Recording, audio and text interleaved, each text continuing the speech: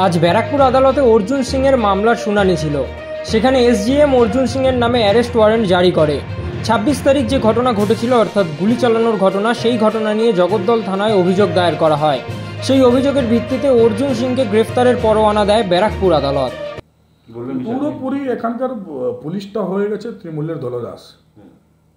যে ঘটনায় আজকে তারা ওয়ারেন্ট করিয়েছে কোর্ট থেকে, সেই ঘটনায় 26 তারিখে ঘটনা নিয়ে তারা নিজে একটা 28 তারিখে সুবমোটো একটা মামলা দায়ের করেছিল।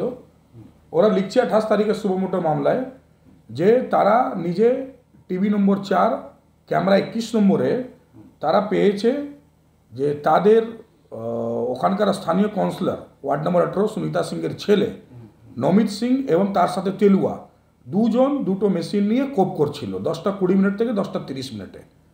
তো যে ঘটনা এনাকে অ্যারেস্ট করা হয়েছে, সেই অ্যারেস্ট ওয়ারেন্টে তৈরি করিয়েছে এরা। সেই ঘটনার আমরা একটা ভিডিও ফুটেজ জারি করেছিলাম যে উনি যখন সেখানে গিয়েছেন এবং যাবার পরই তারা পালাতে আরম্ভ করে গুলি চালিয়ে, এবং সেখান থেকে উনি রিটার্ন হয়েছেন। পুরো 3 মিনিটে 40 সেকেন্ডে ভিডিওটা আমরা জারি করেছিলাম যে কোনো রকমে অর্জুন সিংজি এবং তার সাথে থাকার লোক কোনো আর্মস নিয়ে ছিল না, কোনো আগ্নেয়াস্ত্র ছিল না, তারা কোনো ফায়ারিং করেনি। ওরা নিজে পুলিশ সুবমোটো করছে যে দুজন সেখানে তার হাতে মেশিন পাওয়া গেছে। তো যার হাতে মেশিন পাওয়া গেছে, যাকে ওরা সিসিটিভি ফুটেজে দেখেছে, তাকে এখন অবধি কেন অ্যারেস্ট করা হলো না? তার নিয়ে কেন পুলিশ এখন অবধি কোর্টে গিয়ে কোনো অ্যারেস্ট ওয়ারেন্ট চাইলো না? আজকে অর্জুন সিংজি নামে যে অ্যারেস্ট ওয়ারেন্টটা চেয়েছে সেটা কেন? এনাকে নোটিশ করা হলো, ওনার সঙ্গে জিজ্ঞাসাবাদ করা হলো, জিজ্ঞাসাবাদ করার পর অ্যারেস্ট ওয়ারেন্ট কেন করালো? উনি তো কোনো জায়গায় চলে যাননি। আজকে তো উনি হাইকোর্টে মামলা করেছেন, হাইকোর্টে রিট করার পর তার নামে অ্যারেস্ট ওয়ারেন্ট কেন চাইলো? এর মানে হচ্ছে টোটালি কি ভারতীয় জনতা পার্টি উনি করেন, উনি যেহেতু হিন্দুত্বের জন্য কথা বলেন, সনাতনীদের রক্ষার জন্য উনি পশ্চিমবঙ্গতে লড়াই লড়ছেন, তাই রামনবমীর আগে ওনাকে এলাকা থেকে আলাদা করে দেওয়ার জন্যে এটা টোটালি তৃণমূল কংগ্রেস এবং পুলিশের একটা ষড়যন্ত্র যে ওনার এগেনস্টে একটা অ্যারেস্ট ওয়ারেন্ট জারি করিয়েছে। কিন্তু বরং সেই জায়গায় তৃণমূল কংগ্রেসের কাউন্সিলরের ছেলেকে অ্যারেস্ট করার জন্য কোনো পদক্ষেপ নেই, তার নিয়ে কোনো ওয়ারেন্ট করার জন্য তারা কোনোভাবে এগায়নি।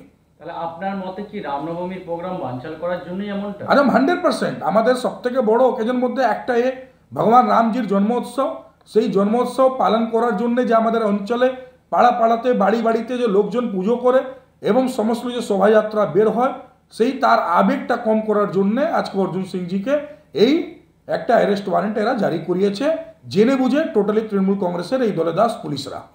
এর পরবর্তী পদক্ষেপ আপনাদের কি হবে? আমরা নিশ্চয়ই হাইকোর্টে আজ আমরা করেছি। আজকে হাইকোর্ট স্ট্রাইক করেছিল কিছু স্টাফরা, তাই শুনানি হয়নি। আগামীকালকে আমরা আশা করছি হাইকোর্টে যদি শুনানি হয়, আমরা নিশ্চয়ই হাইকোর্টে এই কথাগুলো রাখবো। মানুষের পাশে, মানুষের সাথে আমরা আছি এই বাংলাতে। আপনারা দেখছেন সংবাদ শিরোনাম। দেখলেন তো অনেক কিছু, এবার দেখুন নতুন কিছু।